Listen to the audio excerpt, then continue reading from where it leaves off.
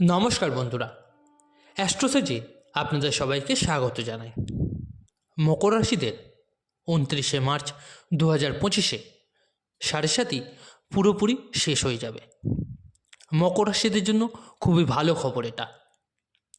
কিছু মাসই শুধু বাকি আছে, এরপর আপনাদের সাড়ে সাতই পূর্ণ সমাপ্ত হয়ে যাবে আর আপনি শনির প্রভাব থেকে পূর্ণ মুক্ত হয়ে যাবেন। এটা খুবই ইম্পর্টেন্ট ভিডিও এই জন্য হবে কারণ এটাতে কি ফল হবে তা বলবো না, আর শুধু এটা বলবো কোন কোন মকর রাশিরা সাড়ে সাতই সমাপ্ত হবার পর লাভ পাবেন। শনি আপনার কোথায় অবস্থান করলে লাভ দেবে, সাড়ে সাতির পর আপনার স্থিতি কবে ভালো হবে, আর আমরা কিভাবে জানতে পারি যে শনি আমাদের কোনভাবে থাকলে জবরদস্ত সফলতা হাসিল হবে। তো এটা স্পেশাল ভিডিও মকর রাশিদের জন্য। অনেক টেকনিক্যাল জিনিসও বলবো যার থেকে আপনি জানতে পারবেন সাড়ে সাতির পরবর্তী সময় আপনার কীরকম থাকতে চলেছে, কীরকম লাভ পাবেন, আপনি কিভাবে পাবেন, আর কারা কারা লাভ পাবেন। যারা যারা নিজের বাচ্চার প্রেডিকশন করাতে চাইছেন তারা অবশ্যই আমার টেলিগ্রাম চ্যানেল জয়েন করে নেবেন। টেলিগ্রাম চ্যানেলে লিঙ্কটা ভিডিও ডেসক্রিপশানে পেয়ে যাবেন। আর যে সকল বন্ধুরা নিজেদের রেমেডিসের জন্য স্টোন ব্যবহার করতে চাইছেন তারা অবশ্যই এই ভিডিও ডেসক্রিপশনে আরেকটি লিঙ্ক দেওয়া থাকবে, একবার চেক করে নেবেন আমি কী ধরনের জিনিস ব্যবহার করতে বলছি। নেয়া না নেয়া সম্পূর্ণটা আপনার ওপর, কিন্তু একবার দেখে নেবেন আমি কী ধরনের জিনিস আপনাদের ব্যবহার করতে বলছি। আজকের এই ভিডিওটি আপনার জন্মরাশি চন্দ্ররাশির ওপর ভিত্তি করে তৈরি করা। বন্ধুরা, মকর রাশি যদি আপনার হয় তো শনির প্লেসমেন্ট কোথায় হলে সাড়ে সাতির পর আপনি জবরদস্ত ফল পাবেন। আপনার বাচ্চাটে শনির প্লেসমেন্ট কোথায় সেটা অনুসারে বোঝা যাবে কারা ভালো ফল পাবেন। জন্মছকে শনি এবং চন্দ্রের পারস্পরিক সম্পর্ক ভালো না হয় তো অনেক অবস্ট্রাকেল ক্রিয়েট হয়, সে সাড়ে সাতি হোক বা না হোক। যদি শনি এবং চন্দ্র 7th হাউসে বিরাজমান থাকে, একে অপরের সাথে বসে আছে বা একে অপরের নক্ষত্রে বসে থাকে তো বিষযোগের সৃষ্টি হয়। তো এই স্থিতিতে শনির প্রভাব খারাপ হয়। এছাড়া শনি যদি রাহু এবং কেতুর দ্বারা পীড়িত হয়, মানে 5 ডিগ্রি বা 7 ডিগ্রির তফাতে থাকে, সেই স্থিতিতে শনি রাহুর পিতৃদোষও তৈরি হয়। কিন্তু পিতৃদোষও আবার সবাইকে নেগেটিভ ফল দেয় না। যদি কোনো ভালোভাবে বসে থাকে তো ভালো ফলও দেয়। এবার অষ্টবর্গ চার্ট যদি বিচার করা হয়, মীন রাশিতে 29শে মার্চ 2025-এ শনি অবস্থান করতে চলেছে। তো মীন রাশিতে শনি কত বিন্দু পেয়েছে? যদি 5 বা তার বেশি বিন্দু পেয়ে থাকে তো এর মানে দাঁড়ায় আগত সময়ে মীন রাশি শনির আপনাকে খুব ভালো ফল দান করবে। অষ্টবর্গ একটা সময়সীমাকে রিপ্রেজেন্ট করে। 2.5 বছরের শনির গোচর হয় একটা রাশিতে, তো সেই 2.5 বছরের টাইম পিরিয়ডকে বলে দেয় অষ্টবর্গ চার্ট। 5 বা তার বেশি বিন্দু বা পয়েন্ট আছে তো 2.5 বছরের শনির গোচর আপনাকে খুব ভালো ফল দেবে। কিন্তু যদি বিন্দু বা পয়েন্ট কম থাকে, 4 হয়, তো সামান্য ফল পাবেন, খুব খারাপ হবে না, কারণ 8টা ফ্যাক্টর থাকে, তার হাফ 4 হয়, তো 50% ঠিক থাকবে আপনার জন্য। কিন্তু যদি তার থেকে কম হয়, 3 বা 2 বা 1 হয়, তো অবশ্যই আপনি শনির ভালো ফল পাবেন না। তো এই সব কটা জিনিস আপনাকে চেক করতে হবে। যদি বাচ্চাটি শনির প্লেসমেন্ট ভালো হয় তো ভালো ফল পাবেন, তবে এর সাথে শনি রাহু কেতু শনিচন্দ্রের প্লেসমেন্ট দেখতে হবে। এখানে বলে রাখি, যে সকল বন্ধুরা নিজেদের বাচ্চাটে প্রেডিকশন এখনও করাননি তারা অবশ্যই একবার হলেও করিয়ে নেবেন।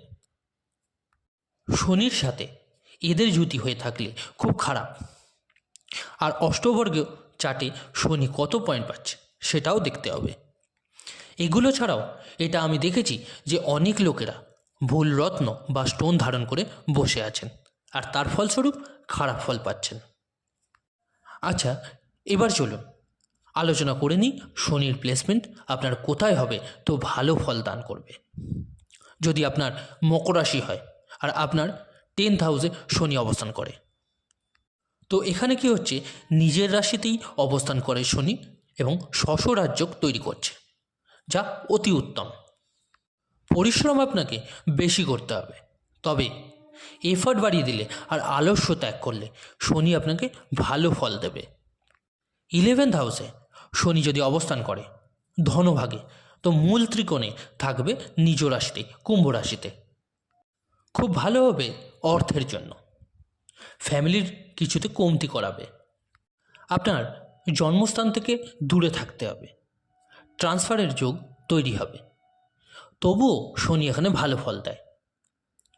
12th হাউসে শনি যদি থাকে মানে আপনার রাশি থেকে 3rd-এ, এখানে শনি খুব ভালো ফল দেয়। দশা এবং অন্তর্দশাতে সফলতা আর উচ্চতা দেয়। মকর রাশিতে 29শে মার্চ 2025-এ শনি মীন রাশিতেই প্রবেশ করছে, তাই খুব ভালো ফল পাবেন। 3rd হাউসের শনি খুব ভালো ফল দেয়।